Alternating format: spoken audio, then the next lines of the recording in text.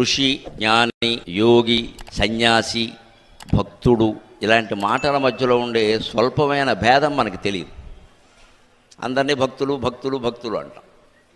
నిజానికి ఆంజనేయుడు భక్తుడు కాదు. ఆయన ఇలా దండం పెడుతూ కూర్చోలేదు అస్తమానం. ఆంజనేయుడు మహాయోగి, గొప్ప జ్ఞాని, బ్రహ్మజ్ఞాని. ఎంత జ్ఞాని అంటే రామచంద్రమూర్తికి ఎంత జ్ఞానం ఉందో ఆయనకి ఎంత జ్ఞానం ఉంది.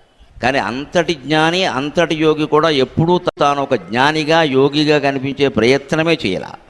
నేను రాముడు భక్తుడిని అని చెప్పుకున్నాడు ఆయన. దానికి ఏమీ సందేహించలేదు. అంటే అహంకార రాహిత్యానికి హనుమంతుడు ప్రత్యేక.